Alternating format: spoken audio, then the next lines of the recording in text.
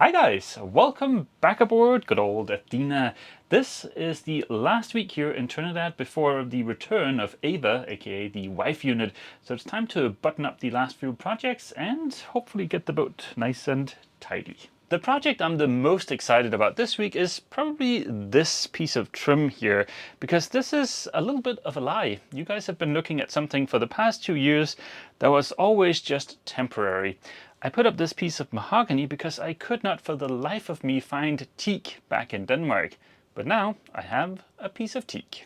My name is Mess, this is my wife Ava. I've spent the last 5 years on a somewhat extensive refit of our 1987 Warrior 38 named Athena. That was a DIY fun-packed adventure complete with a very extensive osmosis treatment, building a new rudder using vacuum infusion, rebuilding the entire deck, gutting and subsequently rebuilding most of the interior, painting the topsides, and a ton of other projects. The summer of 2021 we started cruising full time. Now we're finally ready to begin our adventure. I've been here in Trinidad for about a month and a half, and as you can see by the number of tasks over here in the done column, I've made good progress.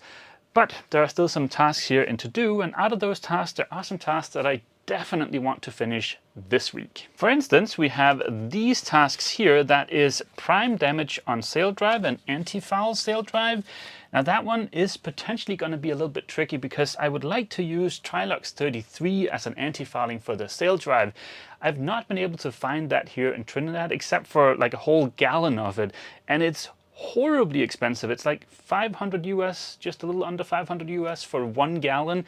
And when you only need to do like a tiny sail drive, 500 US, that's just obscene. And then we also have this task, revarnish kitchen island. Because the boat is very much in project mode right now, you can't really see the top of the kitchen island here, but there's some varnish on here that has failed. And it's going to be a lot easier for me to fix that now, while it's just me aboard the boat, than next week when we're 2 people aboard the boat. We also have some tasks here on the board that are going to be easier to take care of once the boat is back in the water. We have a task here for some engine service. We have a leaky water maker, and also need to shorten the hoses for the water maker. And then we have 2 tasks that I'm not going to be able to get to here in Trinidad. The first one of those is the headliner. Right now we have a temporary plywood headliner in place. But the thing is, replacing the headliner with the permanent headliner is going to be a lot of work, and it's overhead, and it's kind of annoying because everything has to be very precise to avoid any unseemly gaps. So I'd much rather put in all of that time and effort when we've found a material that we really like. And our option for materials is just going to be way better in the US. So we're going to hold off on the headliner at least for 6 months. The second task is raise the waterline. I brought back some copper coat from the US to be able to do this. But the climate here in Trinidad is not really conducive to working with copper coat. The humidity here is super high, it's super hot, and it rains a little bit every single day. So yeah, I mean, there are people applying copper coat here, you can certainly do it, but there's an elevated risk, and it's just not worth it for me to run that risk, considering that this is something I can easily postpone for 6 months. I'll remove these 2 tasks from the board, but I'll keep these 4, and then we'll tackle those as soon as the boat is back in the water. Because I would like to varnish the kitchen island, I think it also makes a lot of sense to varnish the new piece of trim that's going to go up here in the galley. So yeah, we're definitely going to be varnishing, so that means I should probably also varnish the table here under the nav station, so the nav station is completely finished. And then there's also that bit of new trim we put up in the aft cabin last week. There is, of course, nothing wrong with using mahogany for trim. In fact, I've used mahogany to cover up all the insulation on the sides of the hull everywhere in the boat. The main reason I want to replace this piece is because even though right now it looks like a pretty decent color match, as soon as this gets varnished, it gets a lot darker than the teak it's butting up against, and that would look a little bit weird.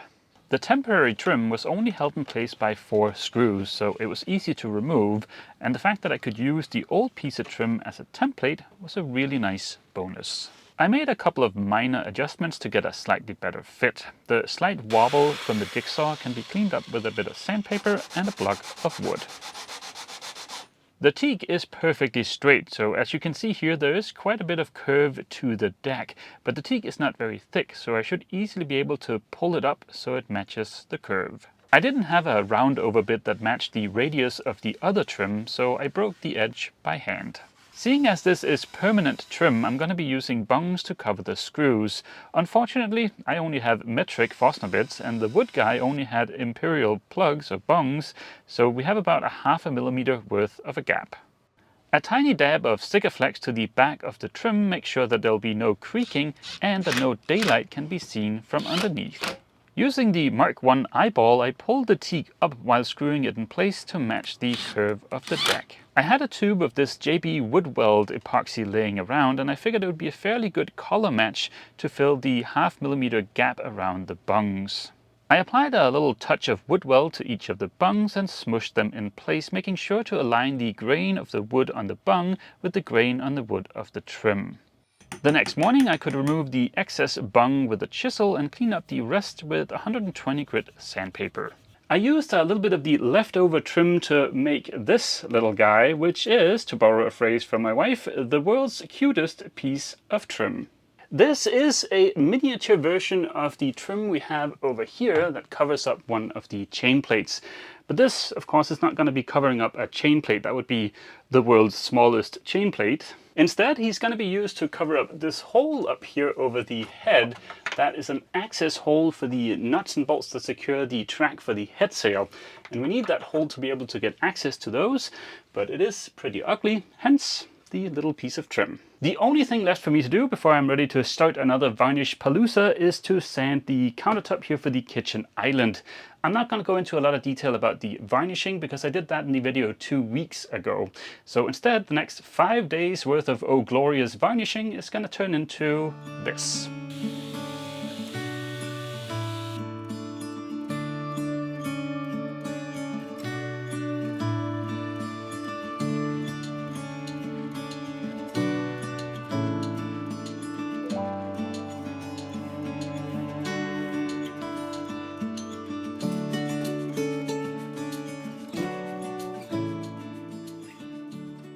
And just like that, we are done varnishing. I don't actively dislike varnishing. It's a very rewarding process. I just wish I could get my favorite products like the clear wood sealer I mentioned from 2 weeks ago. And also back in Denmark, I found these little foam-backed sanding pads that were absolutely perfect for sanding in between coats of varnish. Those two things would have made this a lot easier, but at least it's done. And everything did turn out fairly well. We've got the trim here above the galley. We've got the little bit of trim in the aft cabin. There's also the trim over the settee. Everything is, of course, very dusty, but the nav station here is finally finished. We've got the varnished piece down here and, of course, the 2 missing holes from 2 weeks ago. Also, the kitchen island is no longer flaking, so that is awesome. In the head, there's the trim below the port light here, and of course the little mini piece of hole covering trim. The fact that every single piece of varnish in the head and the saloon are now varnished is awesome. Now, I can't say for sure why the old varnish failed on the kitchen island here. It does see a lot of wear and tear, but we've also started to see the same failure on the galley countertop and the little vanity in the head. So I think it might be one of the cleaners that we've been using that have kind of led to that failure, and maybe the wear and tear here on the kitchen island just accelerated the process a little bit. Anywho, we have made some progress, so we can go ahead and close the nav station task and the revarnish kitchen island task.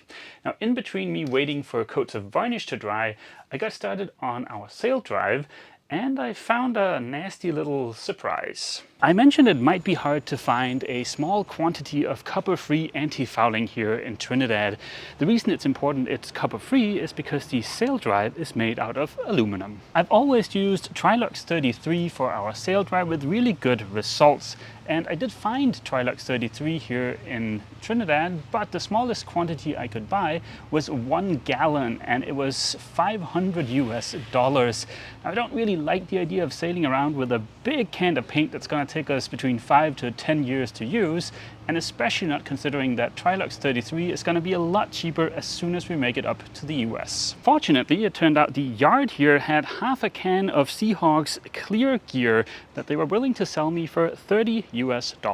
This stuff is no longer manufactured or sold by Seahawk. Now, I'm hoping that's because it's so poisonous it got banned and not because it's a shite product that nobody wanted to use. Before I can start applying antifouling, I've got some damage on the sail drive here. Down here, the anode rattled free and that chafed through the primer on the sail drive, so we need to fix that. And down here under the bottom of the sail drive, I made a repair back in Spain with some one-part primer supplied by the yard there, and that primer has unfortunately partially failed, so that will also need to be sanded down and re-primed. Other than those two spots, I haven't found any other issues, so let's get started. As I got started prepping the sail drive, I noticed something on the prop. There was a small area where the antifouling had flaked off, exposing bare aluminum. I wasn't planning on redoing the antifouling on the prop, but now it's a must.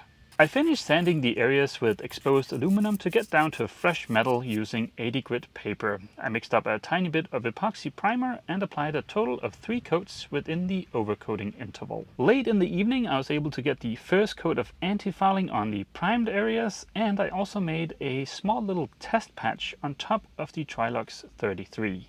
The reason I made the two little test patches, there's one on each side of the sail drive, but the reason I made those last night was to make absolutely sure there'd be no weird incompatibility issue between the Trilux 33 that's on the sail drive and the new antifouling. I didn't think there was going to be an issue, but this way I'm sure. Please excuse the background noise here. There's another boat that's ready to go back in the water.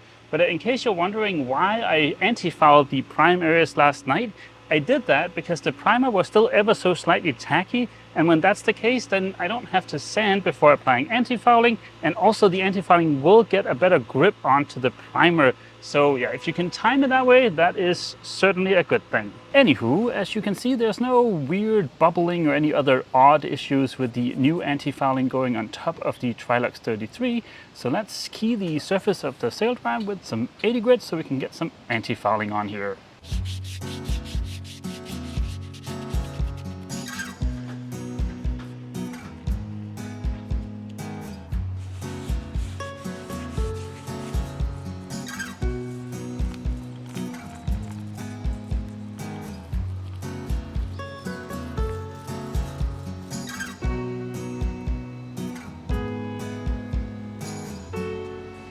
The antifouling on the sail drive has dried nicely, so now we can go ahead and close the prime damage on sail drive and antifoul sail drive tasks. As you can see on the board, I wasn't planning on recoating the prop during this haul out, but now that we've found that bit of exposed aluminum, it makes a lot of sense to recoat rather than coming up with some kind of temporary fix. The antifouling that's on the prop right now is from CJet, I think. It's called Pelaclean. It belongs to the same family of antifoulings like, for instance, Prop Speed, and so does this product here, Prop 1.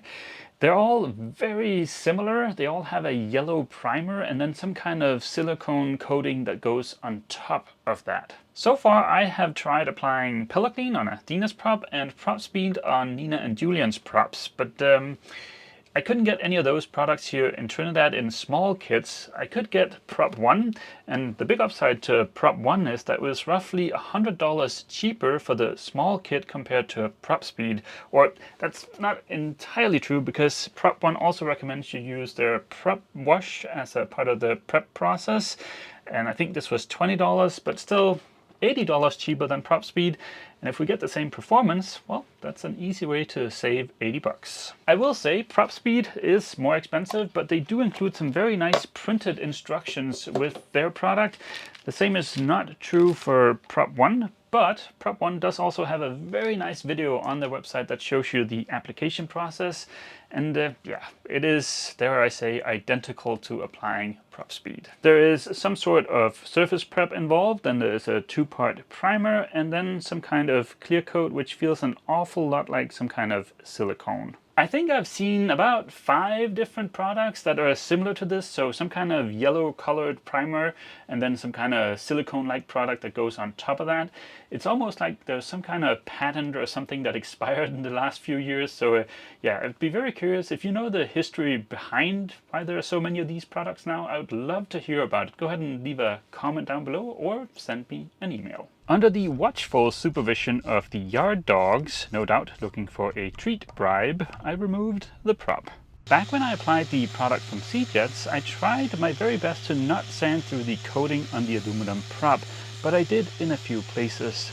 There was no sign of corrosion in those spots, fortunately, but at the same time the primer seemed to stick very well to the coating, so if you have one of these fixed blade Volvo aluminum props, I would go as light as possible on the sanding and keep that extra layer of protection. That being said, it is very hard to remove the old silicone anti-fouling stuff without getting a little aggressive. I think we'll switch to a bronze prop when we get to the US. With the glorious sanding out of the way, I washed the prop using prop wash, followed by an immediate rinse with fresh water, and then wiped everything down with acetone. To not contaminate the surface with the oils on my fingers, I donned a fresh pair of gloves and carefully brought the prop inside of the boat. If you're somewhere where it's nice and cool with no wind, it's easier to keep the prop on the shaft. But it's hot and a little bit windy here today in Trinidad, and that can lead to a little bit of a stressful application process. Applying the primer is best done with light coats, as the stuff really likes to run.